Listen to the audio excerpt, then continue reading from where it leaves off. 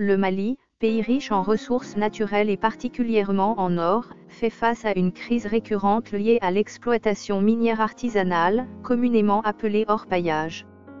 Un nouvel effondrement meurtrier d'une mine d'or clandestine, survenu le samedi 15 février dans la localité de Dabia près de Kéniéba, dans la région de Kayes, a une fois de plus mis en lumière les dangers inhérents à cette activité. Cet accident tragique, qui a coûté la vie à 48 personnes, majoritairement des femmes, a suscité une vague d'indignation et de réaction au sein de la société malienne et de ses dirigeants. Le gouvernement, sous l'impulsion du président de la transition, le colonel Assimi Goïta, a promis des mesures fermes pour prévenir de tels drames à l'avenir, bien que les détails de ces initiatives restent encore flous. Cet incident, loin d'être isolé, soulève des questions cruciales sur la régulation de l'orpaillage artisanal, ses impacts socio-économiques et environnementaux, ainsi que sur la responsabilité des autorités dans la gestion de ce secteur à haut risque. L'effondrement de la mine de Dabia est survenu dans un contexte où l'orpaillage artisanal, bien que lucratif, demeure une activité largement anarchique et dangereuse. Selon les premiers rapports, l'incident a eu lieu dans une exploitation illégale, non réglementée et dépourvue de toute mesure de sécurité. Le ministre malien des Mines, Amadou Keita, a confirmé cette information lors d'une intervention à la télévision nationale, soulignant que « ce sont des endroits qui n'ont pas été agréés, sans aucune mesure de sécurité ».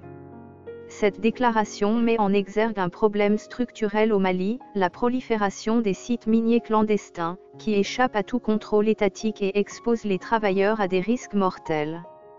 En effet, ce drame est le deuxième du genre en l'espace de 3 semaines, après l'inondation d'un tunnel minier fin janvier, qui avait causé la mort d'au moins 10 personnes. Ces accidents à répétition illustrent l'urgence d'une réforme en profondeur du secteur de l'orpaillage artisanal, qui, malgré ses dangers, continue d'attirer des milliers de Maliens en quête de revenus. Face à l'ampleur de la tragédie de Dabia, le gouvernement malien a rapidement réagi en organisant une réunion de crise dans la matinée du dimanche 16 février. Cette réunion a rassemblé plusieurs ministères clés, notamment ceux des mines, de l'administration territoriale, de la décentralisation, de l'environnement et de la sécurité, selon les informations relayées par la presse locale. L'objectif était d'évaluer la situation et de coordonner une réponse immédiate à la catastrophe. Par ailleurs, une mission ministérielle a été annoncée pour se rendre sur les lieux du drame dès le lundi 17 février, afin de procéder à une évaluation approfondie de la situation et de recueillir des témoignages directs des communautés affectées. Ces premières mesures traduisent une volonté apparente des autorités de prendre la situation en main, mais elles soulèvent également des interrogations sur la capacité du gouvernement à traduire ces annonces en actions concrètes et durables. Le Premier ministre, Abdoulaye Maïga, a tenu à s'exprimer publiquement sur cet incident, affirmant que le gouvernement ne resterait pas inactif face à cette catastrophe. Dans une déclaration officielle, il a souligné que le président de la transition, Assimi Goïta, avait donné des instructions claires pour que cet énième incident de trop ne soit pas traité comme un simple fait divers.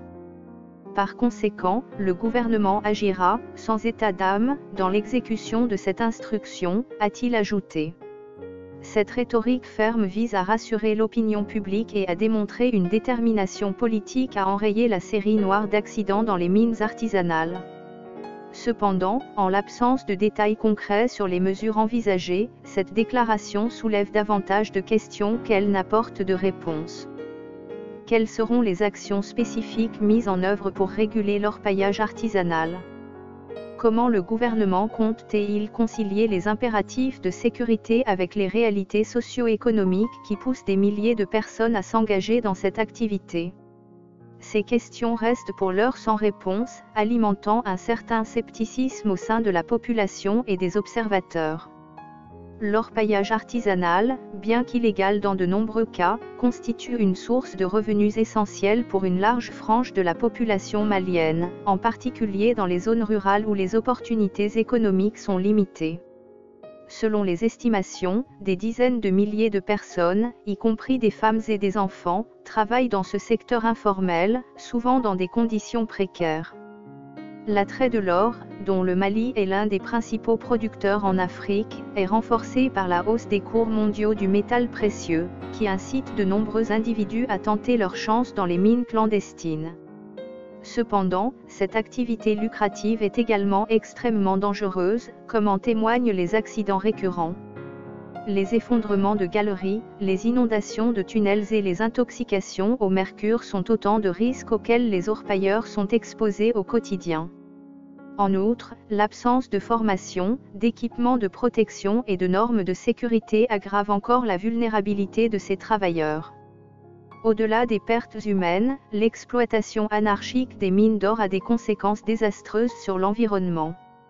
La presse malienne a largement documenté les impacts écologiques de l'orpaillage, qui incluent des déforestations massives, la pollution des sources d'eau et la dégradation des sols. L'utilisation du mercure, un produit chimique hautement toxique, est particulièrement problématique. Largement employé pour séparer l'or des autres minerais, le mercure contamine les rivières, les nappes phréatiques et les sols, avec des effets néfastes sur la santé des populations locales et sur la biodiversité. Ces dégâts environnementaux, combinés aux pertes humaines, soulignent l'urgence d'une régulation stricte et d'une gestion responsable du secteur minier artisanal. Pourtant, malgré les alertes répétées de la société civile et des médias, l'inaction des autorités locales est souvent pointée du doigt comme un facteur aggravant de la situation. Pour comprendre l'ampleur du problème, il est essentiel de replacer l'orpaillage artisanal dans le contexte socio-économique et politique du Mali.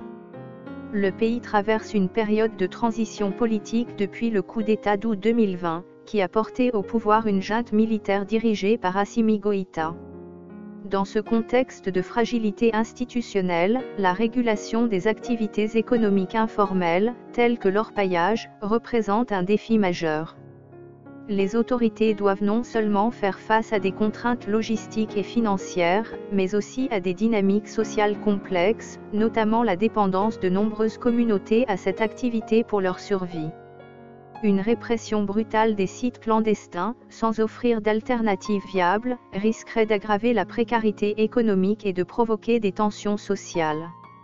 A l'inverse, une approche purement laxiste permettrait la poursuite des pratiques dangereuses et illégales, au détriment de la sécurité des travailleurs et de la préservation de l'environnement. Pour sortir de cette impasse, plusieurs pistes de solutions pourraient être envisagées par le gouvernement malien.